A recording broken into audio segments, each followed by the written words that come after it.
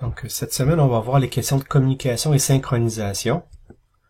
Donc, dans les systèmes embarqués, la communication est possible et souvent même nécessaire, dans le sens que les dispositifs qui fonctionnent de façon isolée, il y en a, ça existe parfois, mais souvent dans des systèmes plus complexes, on a plusieurs dispositifs embarqués qui doivent communiquer, qui doivent échanger de l'information. Donc, ça peut être des systèmes qui forment un dispositif plus complexe comme un avion, une voiture, ou sur un plancher d'usine. On peut même avoir des questions de systèmes qui sont distribués physiquement, qui sont même pas physiquement proches, qui peuvent être distribués étalés sur un espace physique assez grand, et donc liés entre eux via Internet et le nuage. La communication peut avoir des impacts importants sur le respect des contraintes de temps réel, dans le sens que la communication sur de longues distances n'offre pas les mêmes garanties que des communications avec un câble dédié, par exemple. Donc, c'est pas la même chose, et même avec un câble dédié, ça peut prendre un certain temps, il peut y avoir un certain délai pour échanger de l'information entre deux systèmes. Et donc ça peut impacter grandement le respect des contraintes de temps réel qu'on se donne dans notre système.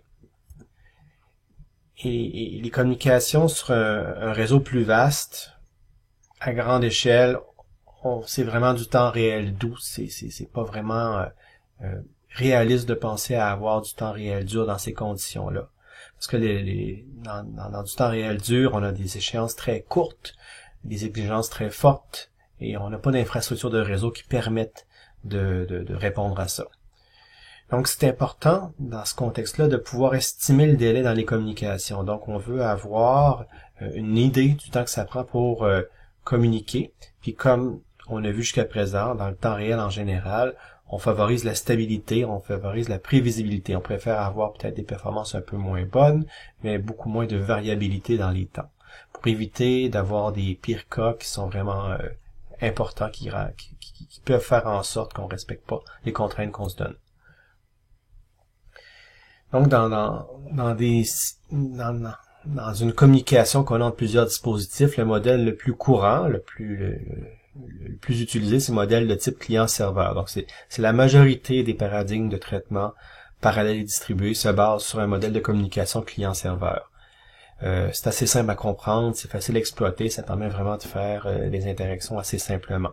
Typiquement, le modèle, c'est d'avoir un client, donc une application logicielle par exemple, qui doit faire une requête de service à une autre entité, un processus qui peut être sur la même machine, qui peut être sur une autre machine.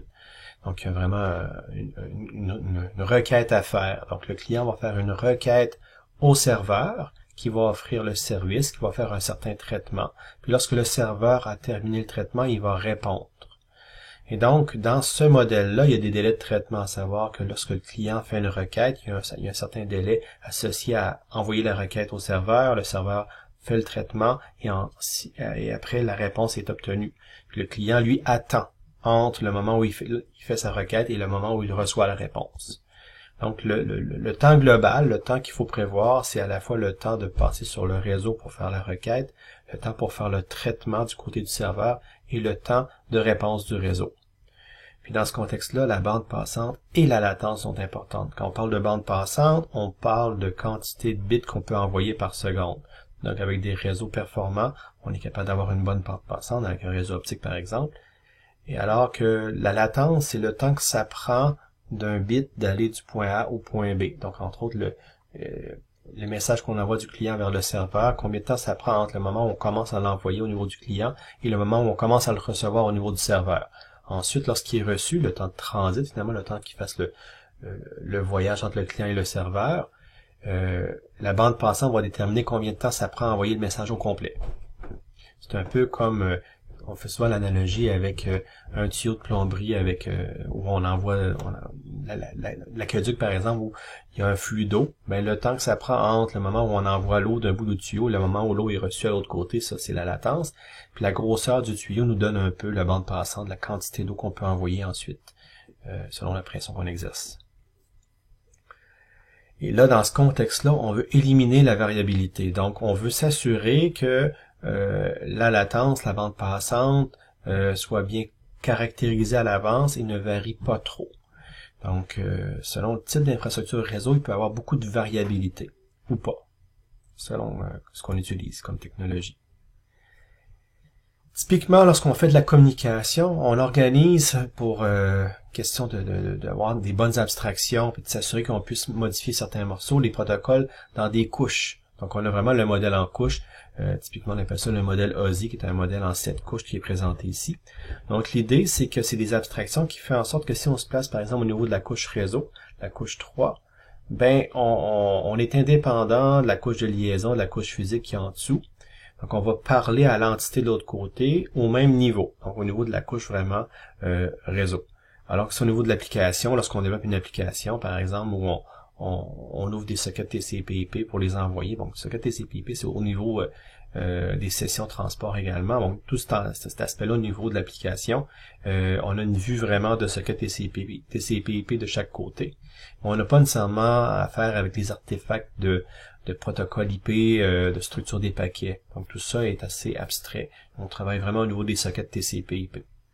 De même, lorsqu'on va vraiment au bas niveau, si on change de façon de transmettre l'information physiquement, qu'on soit sur un lien sans fil, un lien optique, un lien filaire régulier, ben là, c'est pas la même chose nécessairement au niveau du protocole physique. Donc, tout ça est indépendant l'un de l'autre. Ça permet vraiment des abstractions intéressantes. Ça permet aussi de changer des morceaux selon comment est-ce que les technologies évoluent, selon ce qu'on veut faire. Et cependant, le gros désavantage de ce modèle en couche-là, c'est qu'à chaque niveau, il y a quand même un surcoût.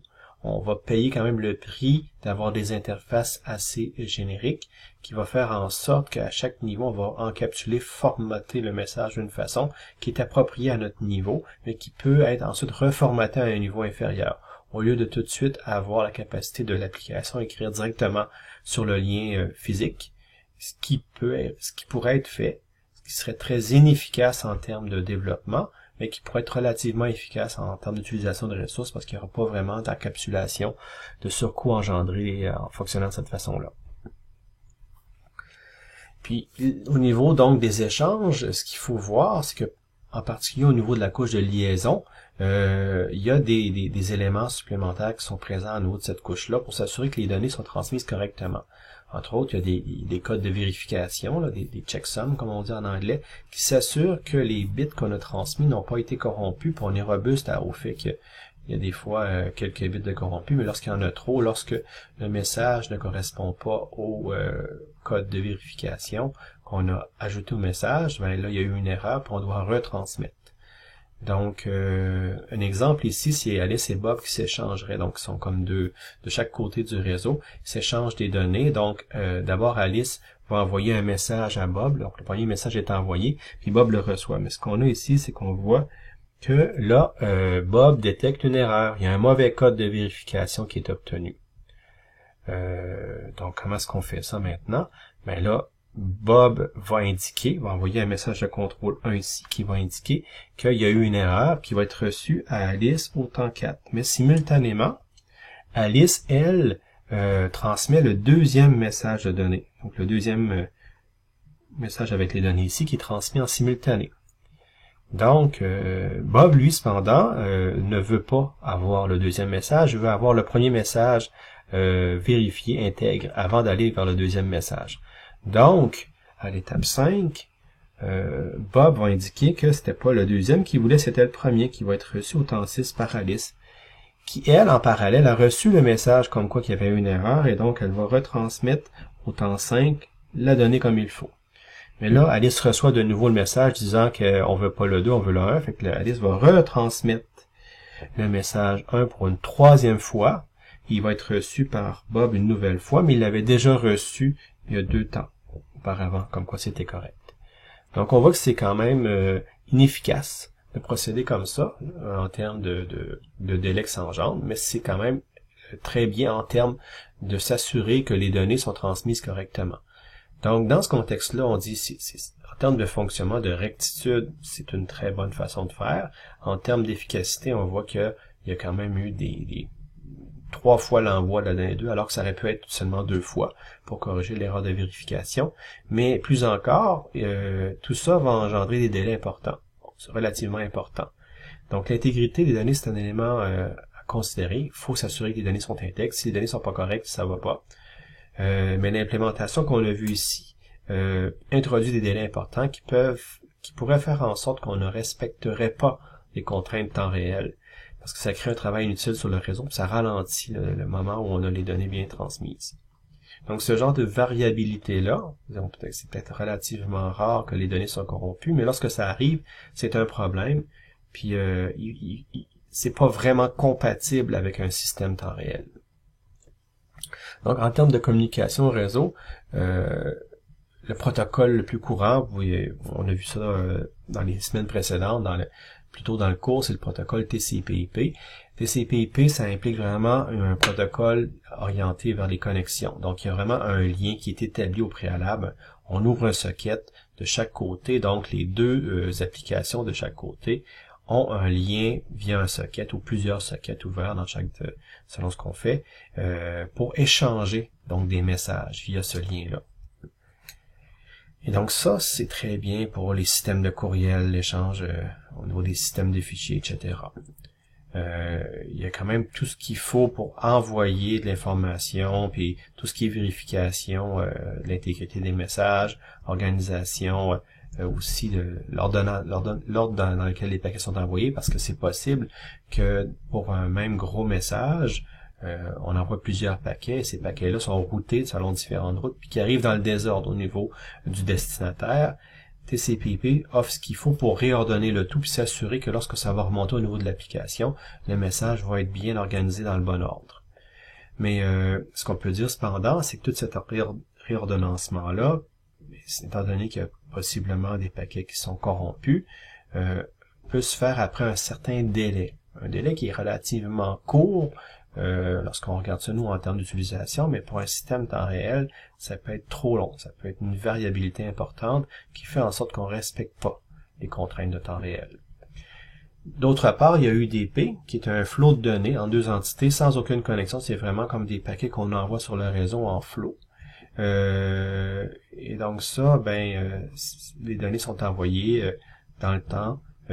C'est très bien pour faire de la diffusion multimédia, audio, vidéo. On dirait que maintenant c'est moins utilisé pour ça parce qu'on a des réseaux très performants. Mais avant, il y a 15 ans, le streaming audio, par exemple, passait beaucoup par une communication UDP. Parce que c'était ce qu'il y avait de mieux pour assurer vraiment un bon débit, puis assurer un certain temps réel, s'assurer que vraiment on puisse suivre le flow audio. C'est sûr que des fois, si on perdait des paquets, il y avait peut-être des pertes au niveau du son, mais c'était assez court pour ne pas être majeur comme problème. Donc UDP souvent n'assure pas l'intégrité des messages, ne garantit pas l'ordre de livraison. Donc les paquets peuvent arriver dans le désordre. Il faut au niveau de l'application le gérer. Donc il y a différentes façons de le gérer. On peut ignorer le désordre ou on peut, au niveau de l'application, refaire l'ordre avec un tampon temporaire qui va recevoir les paquets puis qui va s'assurer que on les replace comme il faut avant de les traiter.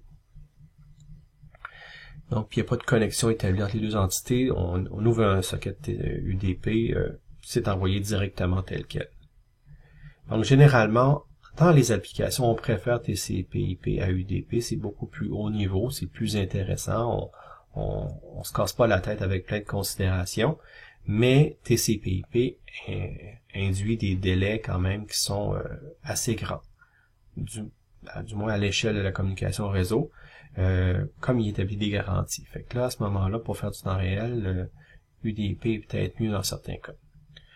Il y a aussi des questions de qualité de service. Donc, on veut avoir certaines garanties parfois. On va vraiment avoir un lien de communication entre deux entités, deux applications. Puis ça, on a besoin de nos garanties. Si on fait de la téléphonie IP, par exemple, on veut s'assurer que la latence pour la communication ne dépasse pas un certain niveau. On veut pas que ça soit perceptible qu'on parle avec un délai parce que ça va être problématique possiblement pour les conversations. Alors que des petits délais sont pas perceptibles vraiment par lui-même puis sont acceptables. Les jeux en ligne, c'est encore plus critique, les latences à ce niveau-là, parce que ça peut être vraiment perçu puis ça peut faire la différence lorsqu'on joue en ligne sérieusement. D'avoir des délais importants, ça va complètement briser la dynamique du jeu pour certains jeux. Télévision IP, c'est la même chose. Maintenant, on passe vraiment vers la télévision IP. En général, si on n'a pas de garantie, mais on va avoir des délais importants. Bon, c'est correct d'avoir un certain tampon, mais à un moment donné, si les délais sont plus importants, ça va être problématique. On veut quand même s'assurer que le flow au niveau de la télévision, de la téléphonie, soit bon, soit soutenu. Donc, la qualité de service peut être établie, c'est comme une espèce de contrat où on établit certains paramètres, on va exiger un certain niveau de performance du lien réseau entre deux points. Donc, ça peut être des questions de débit de transmission ou de latence. On veut vouloir la latence, garder la latence en deçà d'une certaine valeur. On peut limiter la variabilité à un certain niveau ou le taux de perte de paquets, corruption, de bits, etc. Donc, c'est différents éléments qu'on peut vouloir exiger. Donc, on peut assurer la qualité de service selon ces différents critères-là. Donc, pour pouvoir mettre ça en place, il faut s'assurer que l'ensemble du lien réseau entre les deux points de connexion permet d'établir un accord. Il y a des protocoles, il y a différents protocoles qui existent, mais disons qu'on est certain qu'entre les deux, on est capable d'organiser ça pour faire en sorte que le lien de communication passe par des réseaux qui sont capables de suivre certains protocoles pour assurer la qualité de service. Donc, c'est ça qu'on s'entend que les réseaux qu'on utilise, ils supportent le protocole, donc ils sont en mesure d'offrir la qualité de service. Et s'ils sont pas en mesure de l'offrir, qu'on puisse établir à l'avance qu'on sera pas capable d'obtenir des performances aussi élevées que ça. Et souvent, la façon dont on assure la qualité de service, c'est en réservant directement les ressources. C'est qu'on va carrément réserver une bande passante, par exemple, on va dire. Donc là, on a, je sais pas, moi j'ai des chiffres 1 meg par seconde réservés pour un certain lien de téléphonie. Donc, non, pas 1 meg par seconde, ça peut être moins que ça, là. Mais bref, une certaine quantité d'informations qui peuvent être garanties de sorte que même si on transmet rien, au niveau du lien réseau, on va l'avoir réservé, on ne l'aura pas utilisé.